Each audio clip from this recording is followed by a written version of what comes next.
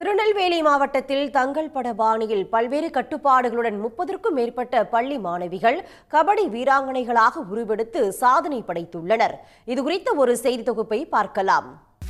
இந்திய கபடி அணிக்காக சாதிக்க துடிக்கும் இளம் வீராங்கனைகளின் பயிற்சி களம்தான் இது. திருநெல்வேலி மாவட்டம் பாபநாசம் அருகே உள்ள வடமலை சமுத்திரம் கிராமத்தைச் சேர்ந்த திவாகரன் கபடி விளையாட்டின் மீதான அளப்பரிய ஆர்வத்தால் இளம் வீரர் வீராங்கனைகளுக்கு பயிற்சி அளித்து வருகிறார்.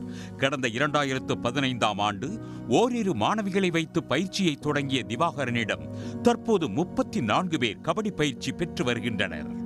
பிள்ளைங்களுக்கு very very important discipline. Sports player பிள்ளைங்களில் விளையாட்டுக்கு நம்ம உள்ளே வந்துட்டாலே இப்போ இந்த அகாடமியோட பாரதி அகாடமியோட சக்ஸஸ் வந்து டிசிப்ளின் தான். பண்ணக்கூடாது, டிவி பார்க்கக்கூடாதுன்னு நிறைய ரூல்ஸ் போட்டிருக்கேன்.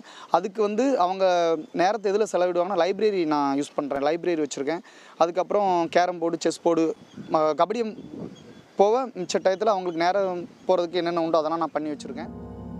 ஏழ்மை நிலையில் உள்ள மாணவிகளின் விளையாட்டு திறமையை பார்த்து அம்பாசமுத்திரம் பகுதியில் செயல்படும் தனியார் சிபிஎஸ்இ பள்ளி நிர்வாகத்தினர் திவாகரனிடம் கபடி பயிற்சியில் இருக்கும் 35 மாணவிகளுக்கும் இலவச கல்வியை வழங்கி வருகின்றனர். ரன்னிங் ஓடுவோம், அப்புறம் சார் ஃபிட்னஸ் கொடுப்பாங்க, அதை பண்ணிவிட்டு அப்புறமா ஒரு 10 மணிக்கு நாங்கள் கபடி ப்ராக்டிஸ் பண்ணுவோம்.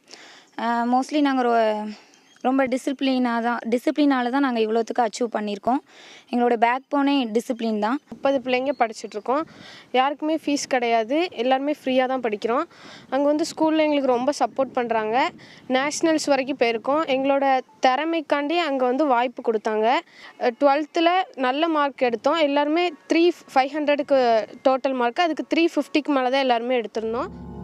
படிப்பு மட்டுமல்லாது கபடி விளையாட்டிலும் அசத்தி வரும் இந்த மாணவிகள் தமிழ்நாடு மட்டுமின்றி ஆந்திரா, கேரளா, தெலுங்கானா, ஹரியானா உள்ளிட்ட மாநிலங்களுக்கும் சென்று போட்டிகளில் வெற்றி பெற்று 10 லட்சம் ரூபாய்க்கு மேல் பரிசு தொகை பெற்றுள்ளனர்.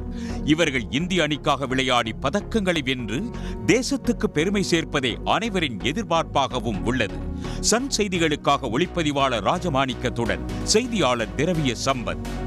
உடனுக்குடன் செய்திகளை தெரிந்து கொள்ள சன் நியூஸ் பெல் ஐகானை கிளிக் பண்ணுங்க.